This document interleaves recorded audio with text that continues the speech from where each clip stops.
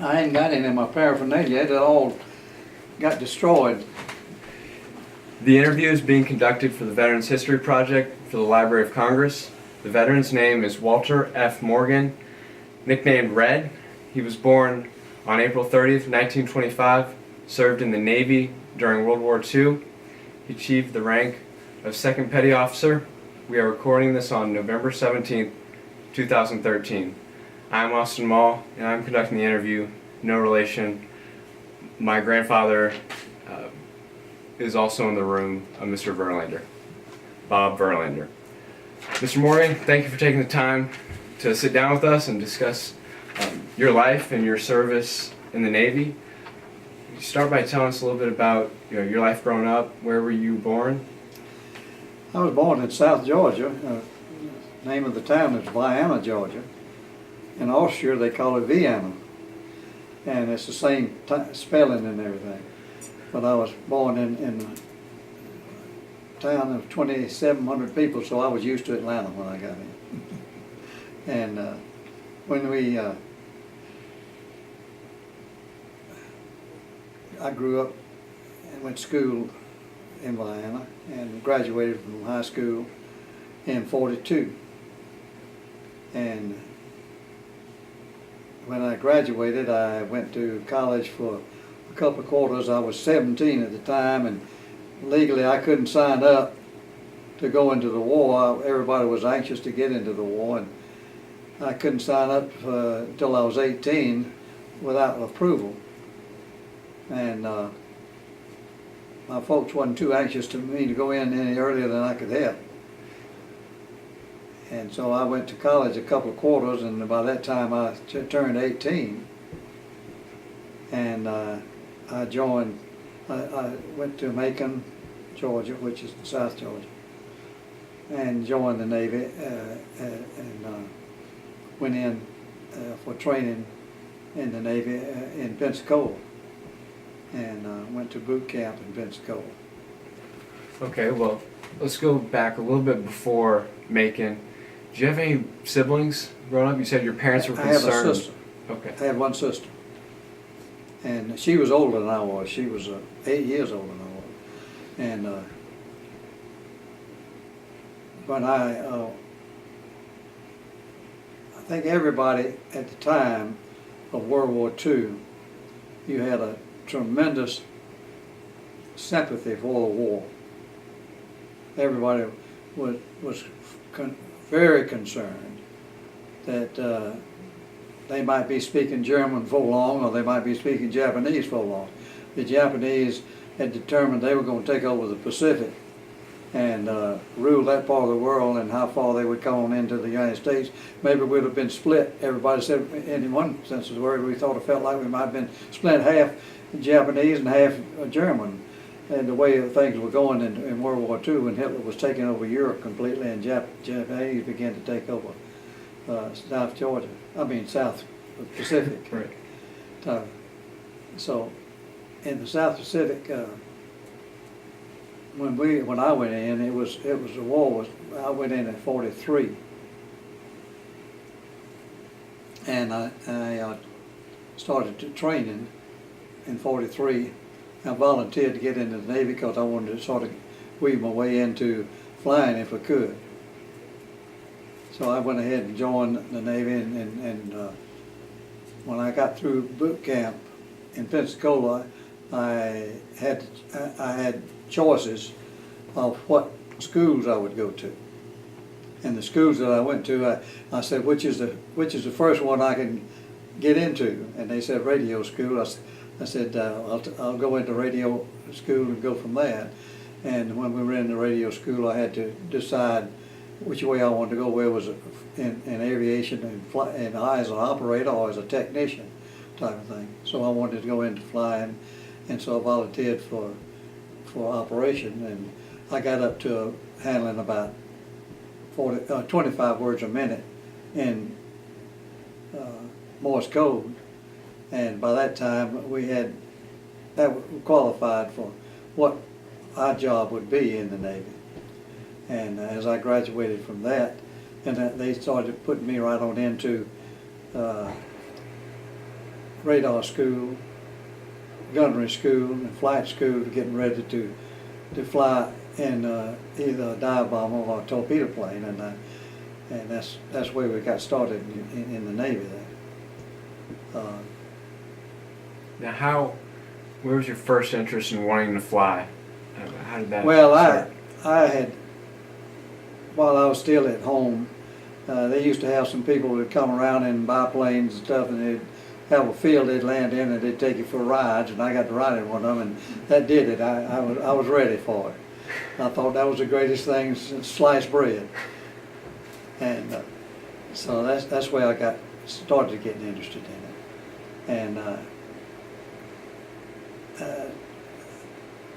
as we went through these schools, and I began to accumulate some information that would help me qualify for flying in a gunnery and a dive bomber. I was assigned to a squadron after I got out of these schools.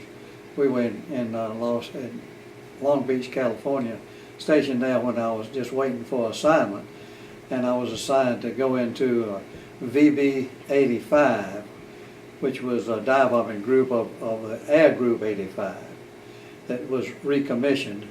And so we went to Wildwood, New Jersey. They commissioned our squadron at Wildwood, New Jersey.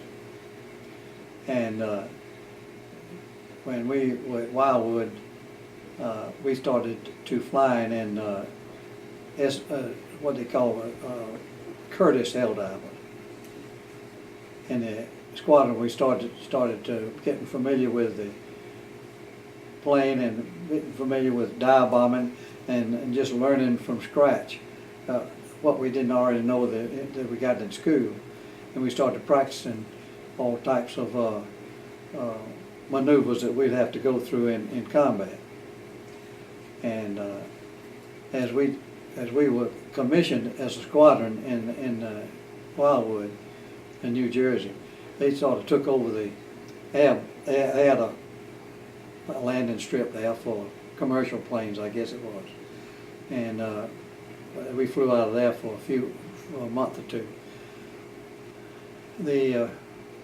One of the experiences that I had there was about the second week we started dive bombing, practice dive bombing. It was about 8 officers, or 8 to 12 officers that were well experienced, had already been out on a carrier and in the war, and then the rest of them were rookie pilots. And we were dive bombing, practicing dive bombing, and one of the pilots pulled out too quick and popped off his wings and just went right straight into the ground. And about 2 weeks after that, another one did the same thing, and they popped their wings off. And I started to question myself, what have I got myself into? But as we were in the squadron, the squadron had been decommissioned before. It had been the squadron of 85 a long time ago, but they recommissioned it, and when we went in, so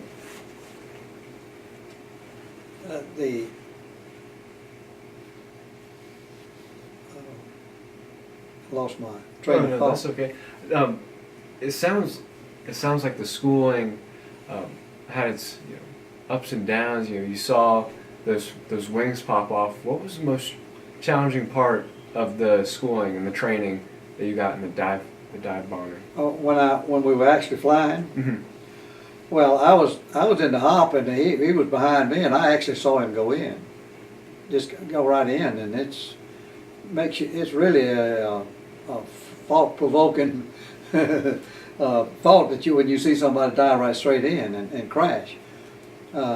We lost almost as many in training over the period of a good while, for about 6 months or a year.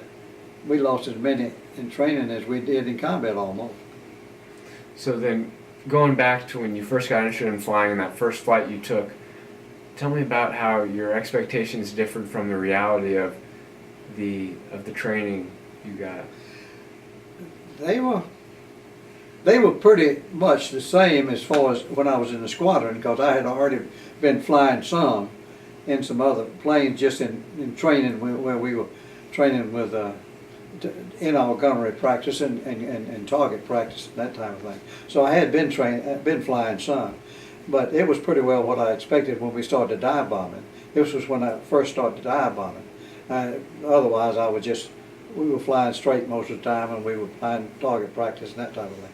But in dive bombing, it was a new experience for us, and dive bombing is quite different from level flying, and it made an impression on me. Let's put it that way. The first time or two I had, it sort of took my breath away, and I got used to it after a while, and I got to where I would ride it down backwards most of the time, and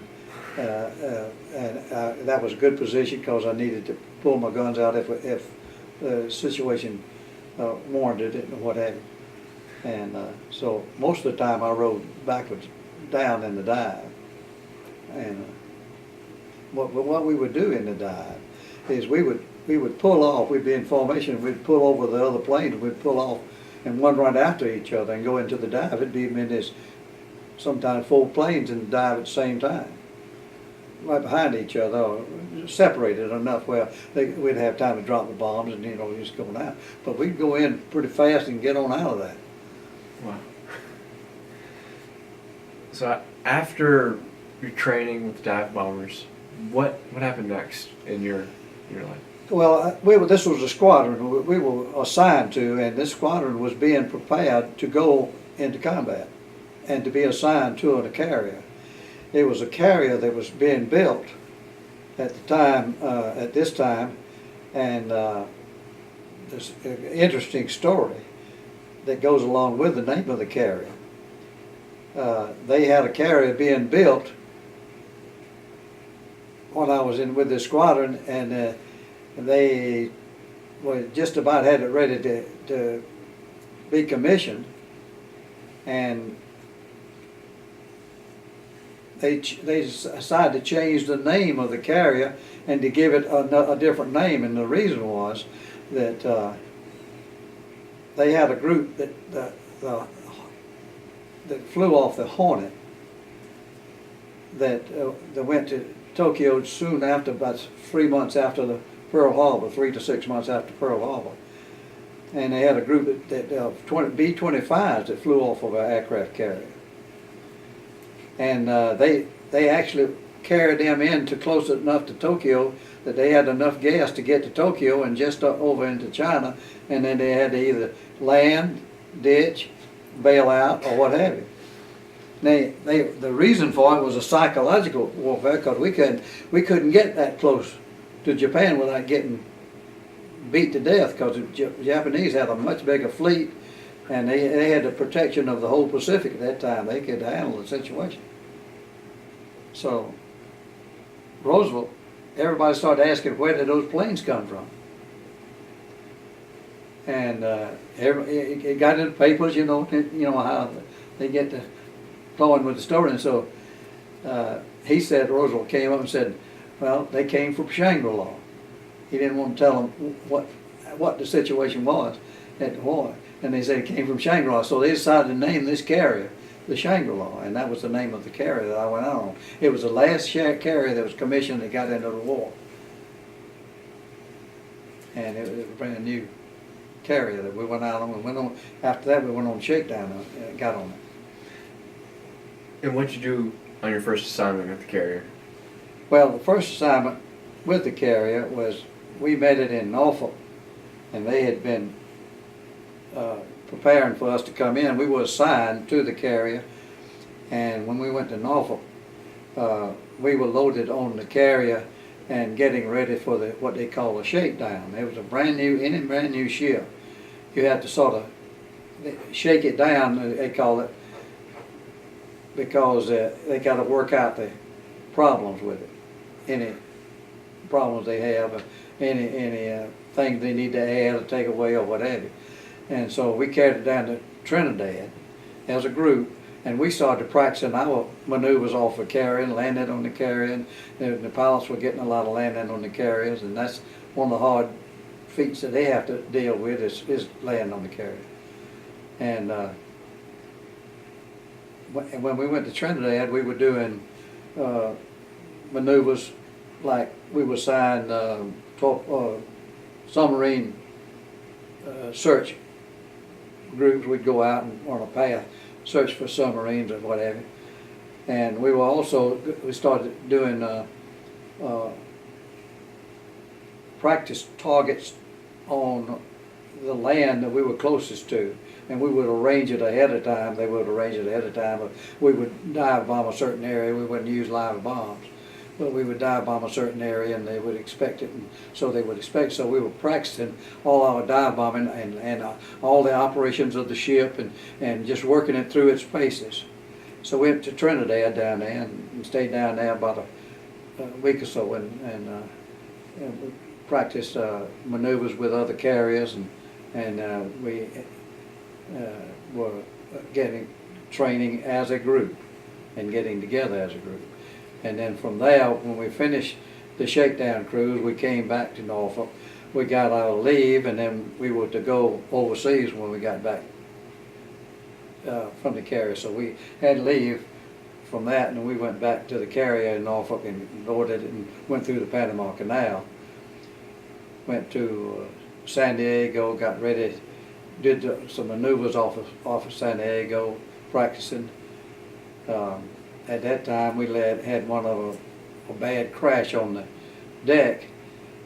We went around the waters of San Diego. Everything got what you call these big waves that are smooth, just big waves that were real smooth. It was tossing the ship around, but we were flying on a hop and had to come back, and landing on that ship was real tough. And one of the younger guys that hadn't had that experience cracked up. He missed his hook and hit the barriers with his wheel and just went straight down into the deck. And it popped the plane half in two and threw the gunner out and killed him, and pinned the pilot in and caught on fire, and they got him out, and he was saved. And he went back to a hospital in San Diego and then caught up with us later in the Pacific. And that was the experience we had there in San Diego. And then from there we went on down to Hawaii. We went to the Honolulu and were stationed at Barbers Point for a while in San Diego, which was a naval base out there. And we were practicing constantly of everything, all types of maneuvers that we'd have to do, and all types of plans that we'd have to do, and what have you, and working on being automatic with whatever we would be accustomed to, whatever we ran into. And when they assigned us to go down to Maui, which I tell people I was stationed at Maui. For a while I said, yeah, what kind of service is that? It's a big deal. Really roughing it. But at that time, Maui only had two mountains, and it had a strip, and it had about 3 fishing villages, and that was about it. It had 9-hole golf course, and it wasn't much of a golf course. And we were there about a month or two, about 2 months. And we were practicing again everything maneuvers that we were doing. They were working on the ship, but they had found some other things they had to correct when they went through the Panama Canal. They had to take some stuff off and because of the canal, and so they were working on it in the mains where the Honolulu, where the Japanese had attacked Pearl Harbor. That was the naval base there, and it was there being worked on. And then when we finished down there, we were doing all types of bombing, all types of flights, night flights and day flights and everything else. And we came on back, and one of the experiences I had, which was really stuck in my mind real heavy at this time, it was a bunch of switching around because the pilots had to bring the planes back. Some of them had to bring the planes back. We had 3 times as many pilots as we had planes and gunners. And so some of the pilots brought the plane back, and my pilot was flying some of the plane back, and I had to ride with the skipper, and his gunner, for some reason, was out of whack and couldn't fly. So I flew with the skipper back when he was bringing our group back, 85, back to the main side in Hawaii. We would land at Barbers Point. And we were coming in, it was raining, and there was a heavy clouds all over the area. And I had to use the radar, and radar wasn't what it was. It was brand new at that time. It was top secret, and you could only do about 2 or 3 things with it. And it was just one of those things that you trying to make the most of. It would send a signal out, and we could see a blip. But so a cloud would show up as a heavy blip. You couldn't tell the difference sometimes between a cloud and a mountain. And they had mountains all over this area where we were supposed to land. And the skipper asked me to give him a reading on the radar. And I told him, I said, it's some heavy thunderclouds there, but it doesn't. It looks like that's what we run into. So we got to wait, and till they get away from the base. And then when we headed on in, the gunner and the exec thing, he started hollering, "We're going into a mountain. We're going into a mountain." And we were heading into the base, and so we had to turn around and check it again, double check it. It turned out that I was right and he was wrong, but I was sort of concerned of whether I had made the right decision or not. But reading, I enjoyed it. Reading it, I was pretty good at reading it. And I was pretty good at gunnery. I really enjoyed gunnery, all the gunnery training and practice. It's a different feeling when you get out and start really shooting at real targets. But I really enjoyed gunnery, and I really enjoyed the radar reading and that type of thing, and that type of activity. But radar was, I said radar was brand new, and it could only do about 2 or 3 things. We could tell the blip was about the size of an airplane, but we couldn't tell what kind of airplane it was. We could tell a storm pretty well, and we could tell whether it was a bunch of planes or ships on the water, and that's about the limit of it. We could spot it and tell about how far it was away. We just had to know what a blip was, but you couldn't see any images or anything. Okay. All very interesting. And you don't have to go into specifics if you don't want to, but if you could just elaborate on what a typical mission would be, and what your role would be as a gunner, or if you were flying, and what maybe an overall goal would be if it was just patrolling or scouting out. Well, as we were going out, we did a lot of patrolling, or at times we would have what we call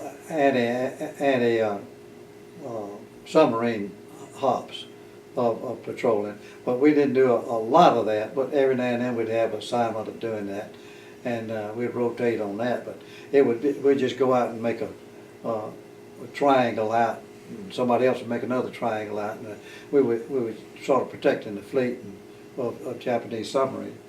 But we would do that. But our combat missions, that wasn't considered a combat mission. And the combat missions that we had were really aggressive missions, where we were either going after trying to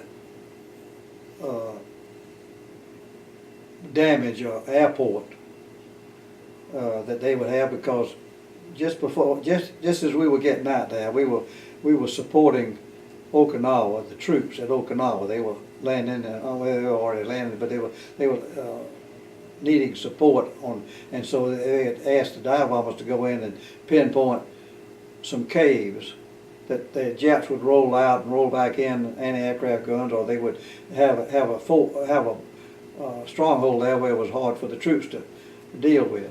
And so we'd go in and bomb those, or pinpoint the mouth of those caves and stuff. We did that for a little while, and then the kamikazes got so bad that they wanted us to go up and see if we could stop them by bombing the airports and trying to hit the planes and the runways, and just stop them from being able to fly them.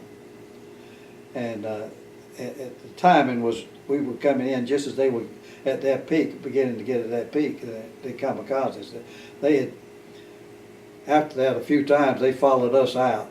They come, for instance, we went into a regular hop to hit one of the airports, and we were flying back out the fleet. And we had to check in with what they call a group of 4 destroyers, 4 groups here on that end, 4 in the middle, and 4 here, and they were a long line of, say, 30 miles apart. And then you draw a triangle back in, and the big fleet was out in the back of that. So we'd have to check in with those outer picket ships, and they'd circles over there, and the Japanese kamikazes would follow us out because they wanted to get to the fleet. Instead of attacking us, they wanted something bigger than we were, you know. And so they would try to get to the fleet. So we'd circle around out here, and about the first or second hop we had in Japan, we were coming back, and they had us vectored out. We were circling out to see if there was anybody following us. There was a whole bunch of kamikaze planes that were following us, and they started attacking. They saw these 4 ships there, and they started attacking these 4 destroyers. They sunk one, and they damaged one, but our group with the fighters that we had over our head was knocked down by 25 Japanese planes, shot down about 25. We were sitting out there just like we were in a stadium watching it. And this was all going on, and we were vectored out. They wasn't bothering us. They wanted to go after those ships. And so when that was over with, we went on to the fleet, and then we had to check in with the fleet as a safety factor. They had a good defense method set up. We'd have to check in on a particular compass setting, which were leathered too. Say it was Z, we'd come in on the compass setting. And we would come in on that. If we didn't come in on that, they'd get ready to shoot you down. So that's about the situation as it was. That was the most dramatic thing I saw. Other than that, now the typical raid that we would have. I think you were asking about that. Take your time. A typical raid. I'll give you the worst one we had.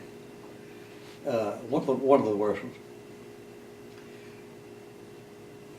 We went in one day to hit Curie Harbor, which they had they would anchor a lot of their ships there, or have them in there for various reasons, to hide them, or whatever. At this time, they were trying to hide them because we were getting to Japan. Before, it was very hard to get that close to even bomb Japan. And we had to go to Curie Harbor, and reconnaissance had spotted a cruiser there that we were that was our target for the day, was to hit that cruiser.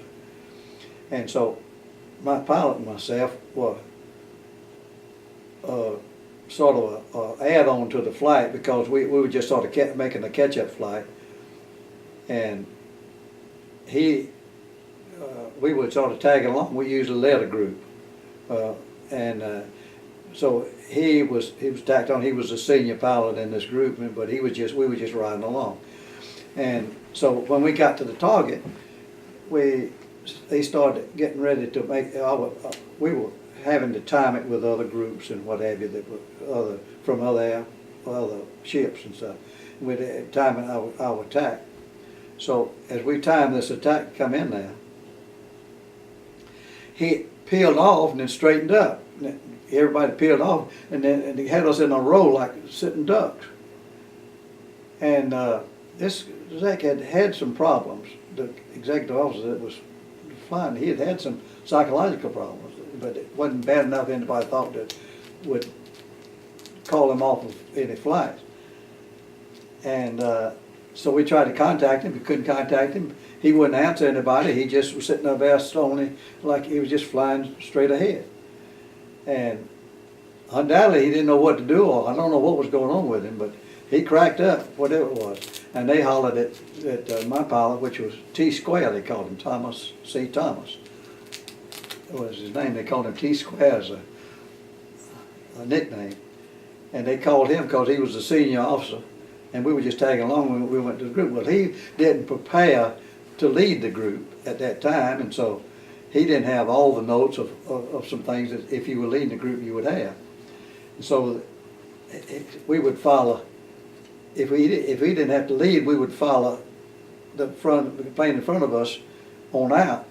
But they would have written down, this is the way you go and this is the way to recover from the target and so forth.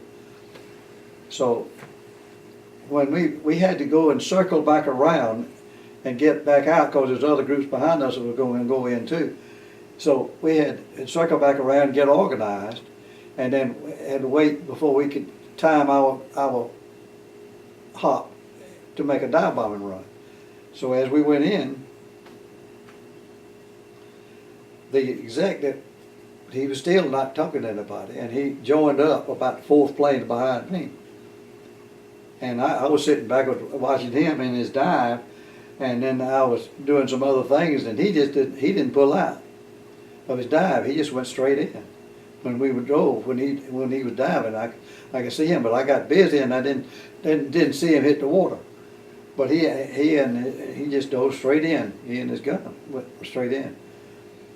And when we pulled out of the dive, I was taking pictures, and we got a direct hit. I got a picture of the direct hit, and we got a direct hit on the Toyota Cruiser, which that's what we were diving on, trying to damage it where it couldn't get back out. We were trying to damage any warships that in the area too. I mean warships they would have.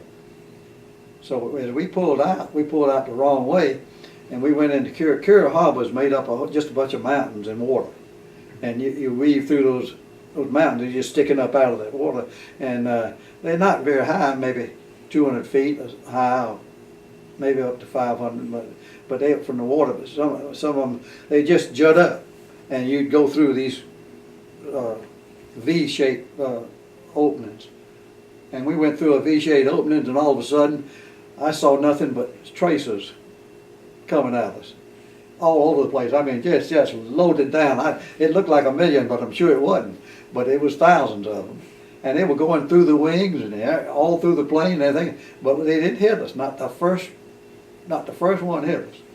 And when we had to head when we went through that V, there was two cruisers and two destroyers that were anchored right behind the mountain, right in front of us. We had to go a big opening there that was between us and them, and they opened up everything they had on that one plane that was coming through there. We turned in a direction that everybody else didn't turn in, and when we did, we didn't have a choice. We had to go straight through and go through a V right beside them, right over about 50, 100 feet over that one of the cruisers to get on the other side of the mountain where they couldn't hit us. And they opened up 5-inch and everything else. We were behind us. They was too close for 5-inch, but they opened up everything they had on us. And it didn't touch a thing. And I could swore I saw thousands of bullets going through the wings. And so, man, I got mad, and I pulled out my 30 calibers. I was supposed to be taking pictures.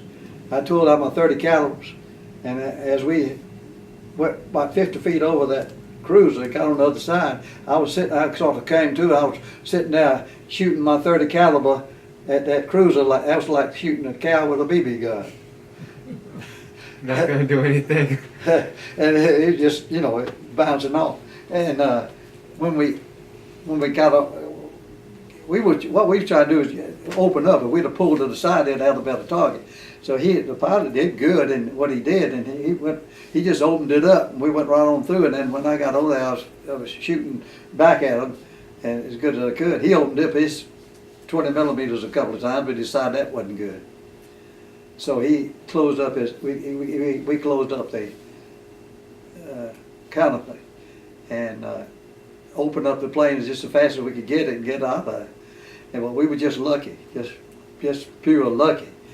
And then that was just the start of the day. We had a direct hit.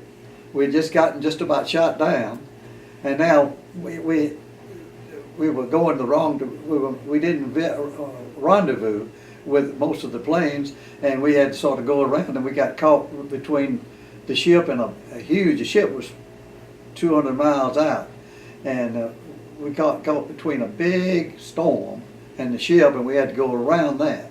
When we went around it, we were about to give out of gas. We didn't have a chance. We had estimated about one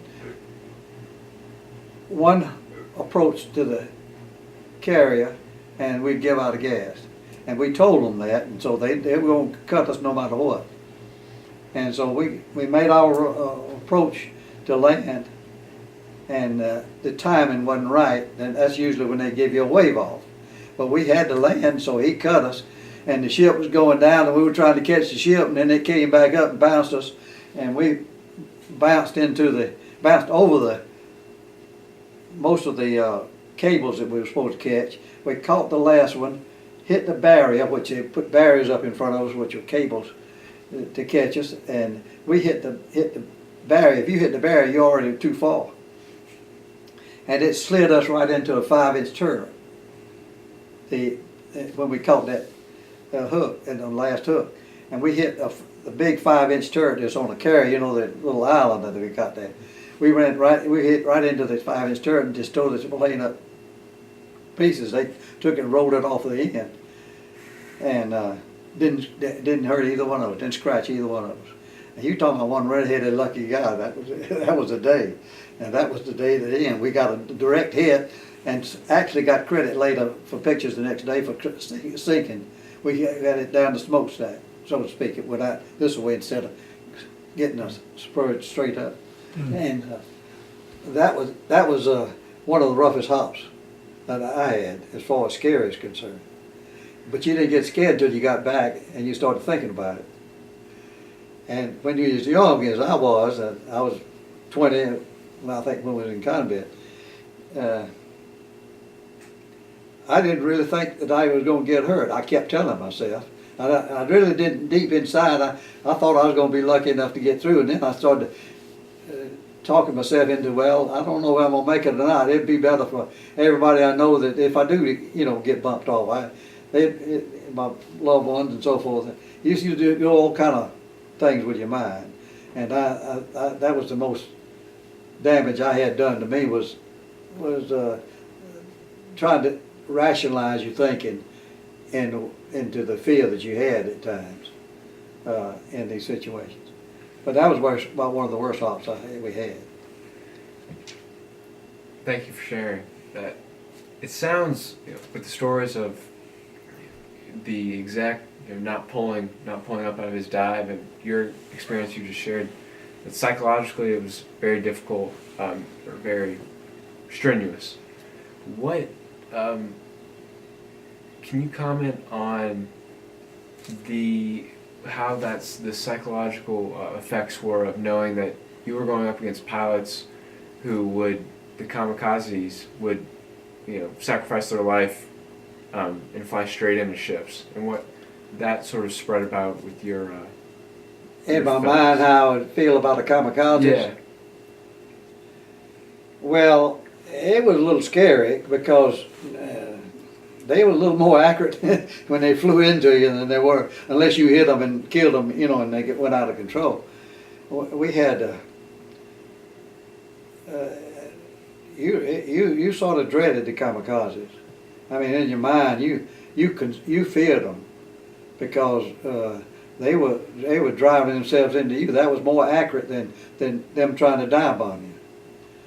And the loads that they had on there usually were a little bit heavier than what they would have if they would drop a bomb type of thing. But I think it preyed on my mind as far as being afraid of them. What do you do? We had one aircraft carrier. I've forgotten the name of it now, but they had the deck was ready to take off with bombs and gasoline on all the planes. they were hit by a kamikaze, and it started a chain reaction with all the planes and bombs and everything, and just tore the whole ship up just about. That's the kind of thing that you're concerned about when you're out there. And one of the ships, that happened to one of the ships, the whole air crew was just absolutely demolished, and all the planes and everything. When you're on a carrier, your biggest item you've got, as far as on the ship during the weight, is gasoline and bombs. So you're loaded with a whole bunch of gasoline and bombs on an aircraft carrier. The kamikazes, we had one, the closest encounter I had personally with it, is we had one that I was on the ship when it was headed towards us, but I was down below in a protected area, and we were getting a running account of it, and we could hear some activity going on the intercom. But they hit him before he got to us. Well, he was headed right for our ship, this particular one, and we were in the middle of this round circle, 24 destroyers around us, and about 3 cruisers or 4 cruisers in there, and some other carriers, and we had a lot of firepower going on, and they hit him, and he veered off right at the last second and missed us. But it looked like the guys that were on the deck shooting told us that it looked like he was hit and it got out of control right just before he hit, and he just pulled off and went right into the ocean like that. But so it's not a good feeling. It's not a safety feeling if you were around Atlanta and you had kamikazes running to cars with bombs on them. How would you feel? Not would safe. you like to go out and drive it? No. Type of thing. One thing I'm interested in hearing about is the relationship between you and the pilot, and how you had your experience where you came through that V, and you just have to trust the pilot. You pick up your gun. And well, we were communicating a little bit, and when you really, the only time I was going to take some pictures. I had my camera out when we were going down. When we started pulling out, I pulled it out, and my guns were stored. And whenever he said, he hollered back, and I heard him with his 20 millimeters on his wings. He was shot a few rounds at him. He said, Red said, I think our best bet is to close our cockpit. Just close down, and I'm going to open it up and try to get out of here as fast as I can. And that's about the only communication we had at that particular circumstances when I was telling you a minute ago. But and then that's what we did. I closed mine in, and then when I got over it, and I opened my cockpit and pulled my guns out, and that's when I was lobbing bullets back at them. I had to get something in. I was mad with them. You know, somebody starts shooting at you, you get scared or you're mad, and I got mad. Well, what about after the mission, and your relationship with the pilot? And did you get different pilots for? No, I stayed with the same pilot, unless some needed to. If one gunner was not available and they needed somebody else, you might switch. But no, we were with the same pilot all the time. We didn't fly in the same plane all the time. We took the planes that were assigned to us every time. We wasn't same time to the same plane, same type of plane, but the same plane. But we were assigned to the same pilots. The pilot I had been out before.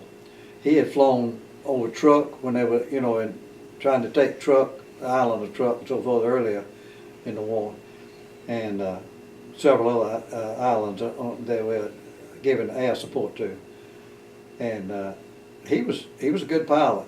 I had a lot of confidence in him since he had been out before, and of course the way he handled himself too. You could tell riding with him pretty well what was going on, and I had a lot of confidence in him, and we just had a good relationship. We were just real good friends, and we were there to do a job. We just tried to do the best we could, coordinate it every way we could. But we were real good friends, and I was an enlisted man, and he was an officer, but it was as if it wasn't much different, otherwise, except where he slept, and where we slept and ate, that type of thing. Well, we had a good relationship with all the pilots and gunners. Some of the gunners, the pilots would ask them to, when they went to dive, some pilots felt the need and some didn't.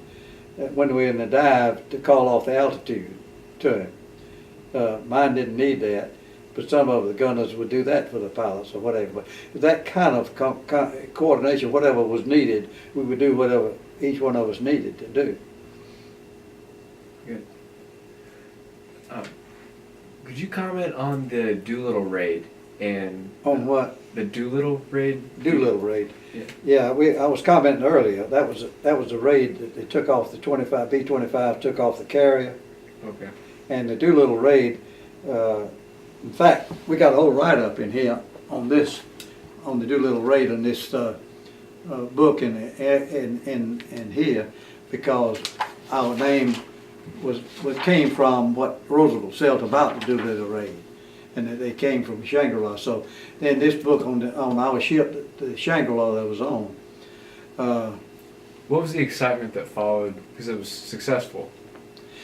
It was successful in the fact that we bombed Japan. It wasn't successful in the fact that we tore up a whole bunch of critique targets, important targets. But we did. Japan knew for the first time that we had gotten to them somehow, because they didn't think we could get there at that time. The peripheral that we could penetrate was way out from there, and they maneuvered around and got past, and they had to take off early, a little earlier than they planned. Therefore, they got into more trouble when they were trying to land, because they started giving out of gas. And before they got to where they wanted to get to land, they started. Some of them landed around Japan or on the coast of China, in the water. Some of them landed. Some of them had to parachute out and the planes, and they got out of gas and giving out of gas, and they decided to parachute out where they were over China and the mountains and what have you. But they had some real tough situation, because a whole fishing fleet crossed them right when they were trying to get about another 100 miles in, or 50 miles in, and they had to take off early, and so they used up their gas just about right after they hit Japan. And the damage they did was insignificant relative, but the psychological damage that we got through to them, and we hit Japan for the first time, and they didn't think they'd ever get hit. They thought they were the greatest in the world, and they had the biggest navy by far. They had a much bigger navy than we had, and we were one of the successes of World War II was the fact of all the industry that we had that was able to convert over to making war materials and war tools and what have you, was in the vast industry we had in the United States. And the women and 45-year-old men and up mainly were manning those factories. And they did a fantastic job of catching up and passing the Japanese and we got to have a bigger navy than they did once we started having some success in some real key battles in the Pacific. Key battles we started switching power was at Midway, when we started switching power. And then we had about 3 other sea battles out there that really diminished their warships tremendously. But the aircraft carriers played a big part. At Midway, for instance, they sank 3 of their carriers, which was a tremendous success. We only had 3 carriers at that time. They had a whole bunch of carriers. And the success, one of the successes that made us successful was that the people that were manning the factories back here, and the conversion of those factories, like automobile plants, turned over to making other things for war, and any kind of plants that they change over, and that had a tremendous effect on whether we could win the war in the Pacific, and of course it helped in Europe too. We were supplying Europe and England for a long time before we even entered the war. And that was a big factor in the war. You've talked a lot about the missions that you did in the Pacific and the training, the practice runs. What did you do during the off time? Or was there off time? Well, we had off time quite often. Most of the time we would exercise. We would do some exercises. We would take some classes. For instance, off and on we'd have classes of being able to spot enemy aircraft. And we'd go in there, and it got to be a game with us because they wanted us to be able to identify friend or foe or what have you, but that, and then be able to report it back to recognize it. And one of the things we did, we'd have classes, and they would at about 300ths of a minute, 500ths of a minute, flashes. And we'd study the silhouettes and be able to identify all the enemy airplanes, what they were and whatever. We just, one after the other. And that was amazing to me, that we could learn to spot all the aircraft, enemy aircraft, by their silhouette. And at that speed, just up there, and we got to where we could call them off pretty good. We could spot the type of plane it was, just like a young teenager could spot the model of cars, that type of thing. But we did exercises, and we did training at times, things we needed to beef up on.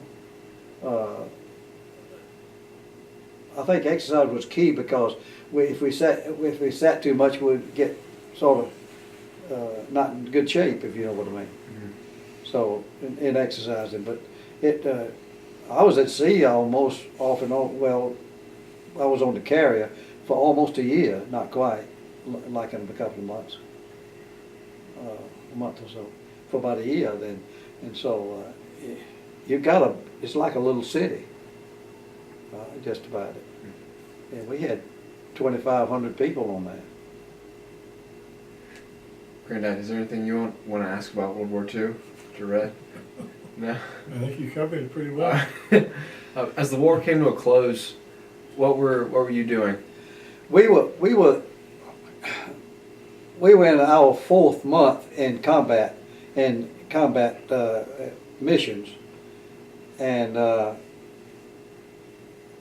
we were not supposed to have about 3 months in combat, in the type of combat, and we had been about 4 months because so they kept us out there because it began to be rumored that something was going on. We were getting some messages, and we were hitting.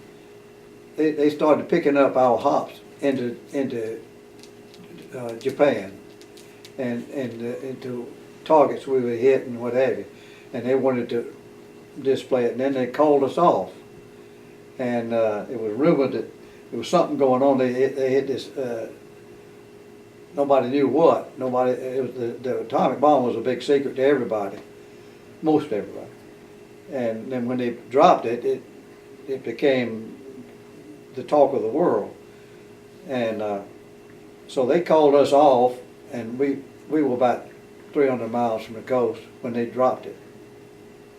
And when they dropped the bomb, then the first bomb, and then the next day or two they sent us back in on some other hop, not in that area, but in some other areas on some targets.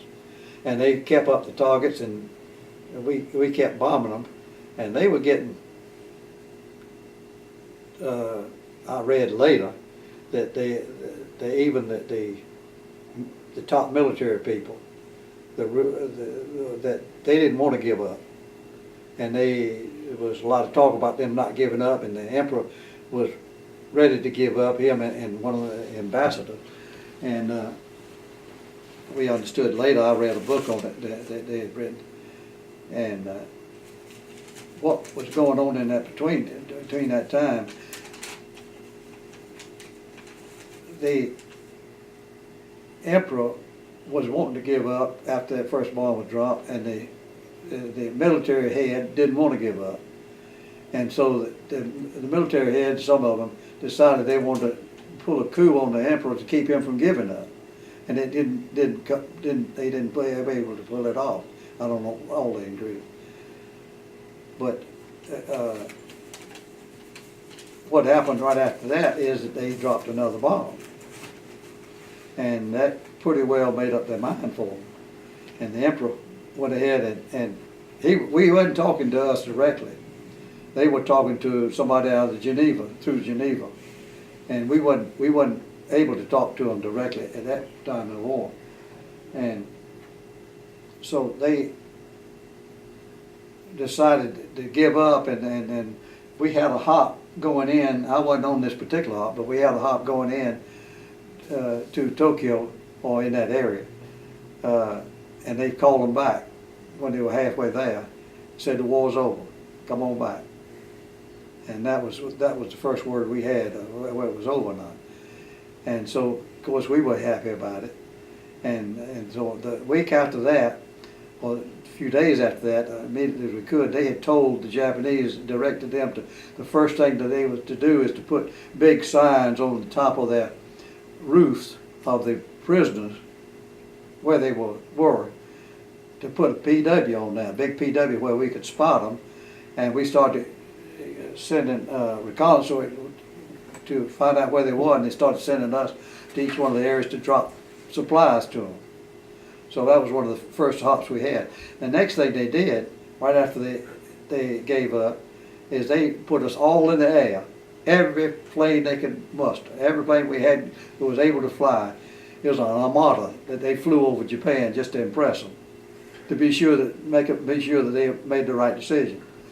And so they all the ships came together out there, and all the aircraft carriers, and everybody got into the air and had an armada that just flew over Japan. And that was, they wanted to put that impression on it. We've got power and we're here, and you made the right decision. And 2 weeks after that, they transferred us at sea. We were out there longer than we were supposed to. We started, some of the pilots and crews started doing some crazy things. They were out there a little longer than they were supposed to be, and started getting squirrely, we used to call it. Yeah. And one guy landed his plane in the water, and that time he always wanted to do that. That time, a little bit of everything. 2 or 3 other things happened. But anyhow, they transferred us at sea to another smaller carrier, and we came back to the States on that. It took us about a month to get back, about 20-something days. And but we transferred at sea on Bolton swing from the bigger carrier to the smaller carrier, and underway at sea, which I don't think they've ever done that before. They've done it to other ships. You know what he's talking about? No, explain. The 2 ships are side by side, and they have a rope that goes across. Cable that goes across there. Connecting the two with a. It swing back across out. With a seat that just slides. We just a seat that would roll. They could roll it along that rope over into the other carrier. A little ants that are going across that. The ships they did a whole squadron that way. They didn't stop and go side by side and walk across you.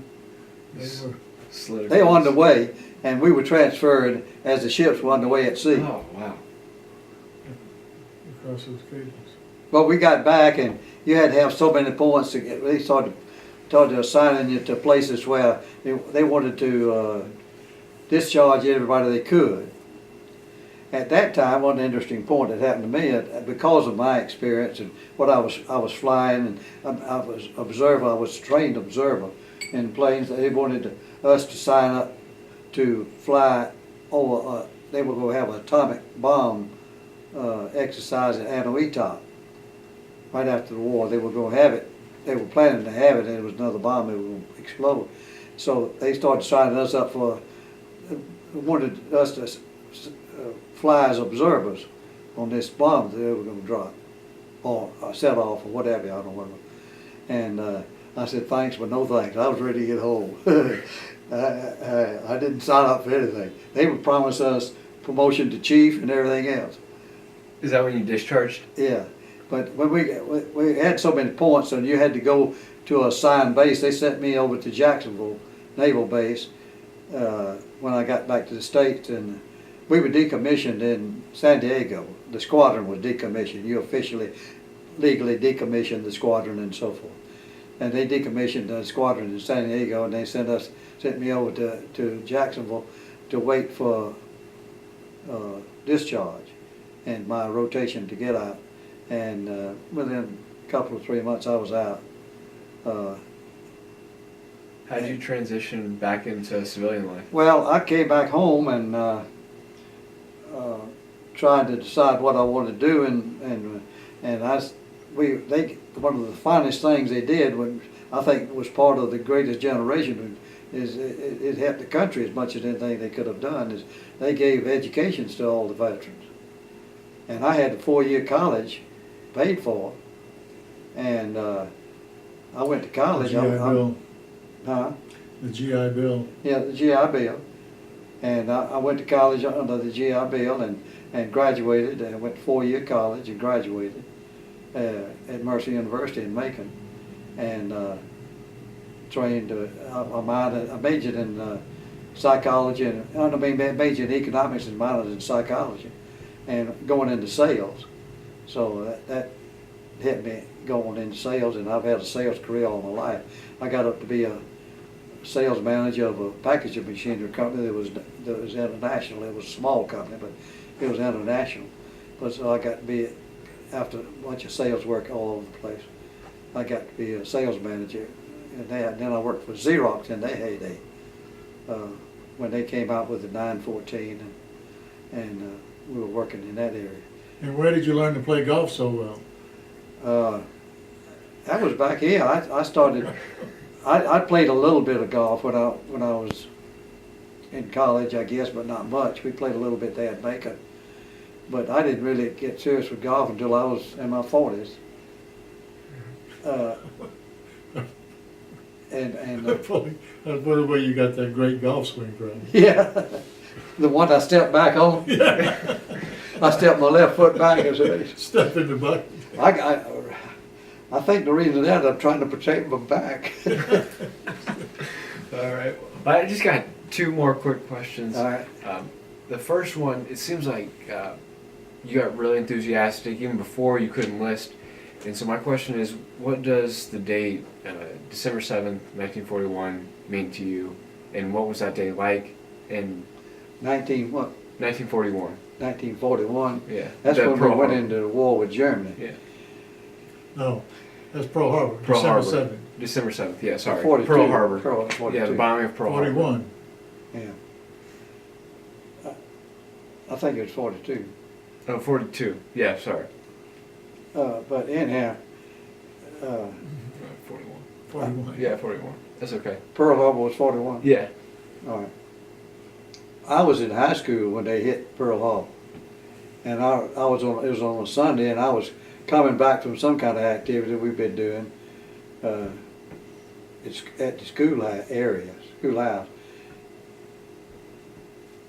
Something we've been doing that afternoon after church, and I was coming back, and everybody started coming out of the houses and telling everybody and talking about the Japanese had just hit Pearl Harbor, and that was my first knowledge of it. And that was that. The thinking at the time was that everybody was upset about it, concerned about it, scared about it, because Hitler had done an awful lot of damage to Europe. And with the Japanese joining in, that's 2 world maniacs hitting the world on both sides. And everybody was concerned and mad, and they wanted to get in there and do what they could. The attitude of most everybody that joined the services at that time was that they wanted to get in there and be a part of it and try to help out. And it was a social pressure that everybody else around you was leaving, you were there by yourself, type of thing. But you really wanted to go too, and by the time I was old enough, I volunteered immediately.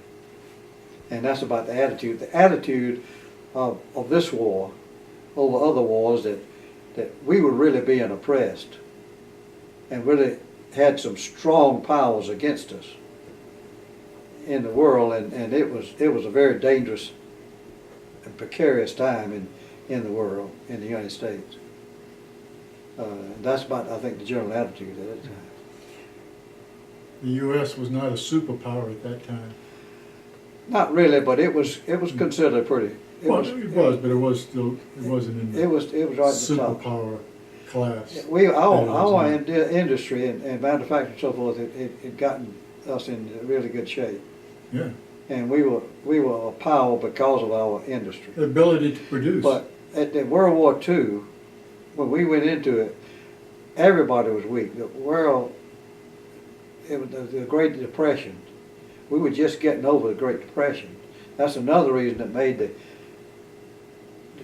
conditioning and the training of the people that went to war and came out, as they call a great generation, is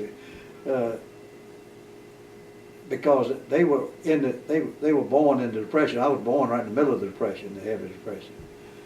And my father was a farmer, and we were able to manage it through all right without having to go to a soup line or what have you. But in cities like Atlanta and every pretty good sized city, they had soup lines and everything else.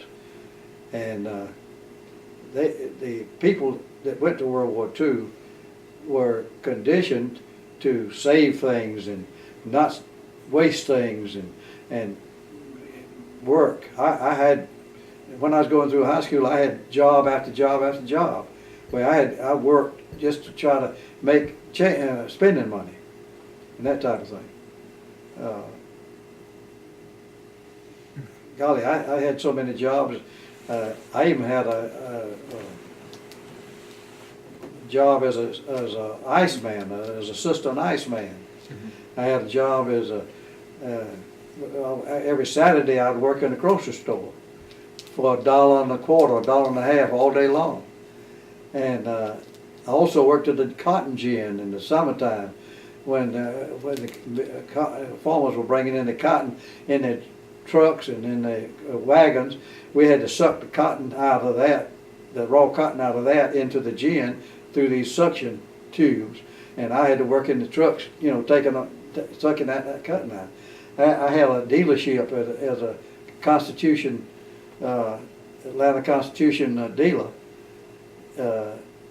And actually I won a trip to the 38 World's Fair in New York by getting the most prescriptions, or enough prescriptions to qualify. And the next year I won a trip to Miami to for a week for the same thing, but getting prescriptions. Everybody in that town had the Constitution. and I was a big pea in a little pod at that time. All right. Well, my last question is just: if there's anything you would like to add on the importance of remembering those who served for my generation and the generations to come here in the United States? If you could just comment on that and the importance of serving or serving. You mean just being in the service? Yeah, serving and honoring those who served. Well, I had often thought that it would be good if all young men had to spend amount of time in the service, but I don't know that that's a good thing now. But it might give them a condition in the circumstances. But I think the fact that the war was going on made a different experience, different kind of experience. I think if you were in a war or in a war situation, it would have been very meaningful. I think it would give some discipline, because one of the first things that the military does is you got to subjugate everything to them. You got to follow their orders and swear to obey your commanding officers or whatever, or any order. So that was the number one thing that you had to do when you go into the military. I think it's good for young men to be subject to that type of discipline and to have that viewpoint to come from. How'd you get your nickname? Huh? How'd you get your nickname, Red? Well, I was red-headed. You had red hair. I had red hair. And also, when I got in the sun, I'd turn red. As a beat, I got light skin, and so my skin will turn red. I have to put When he gets mad at me, he still gets red. But I've just got a skin that the sun would burn too, but my hair was the main reason. But I'd rather for them to call me that than some of the names they call me. Okay.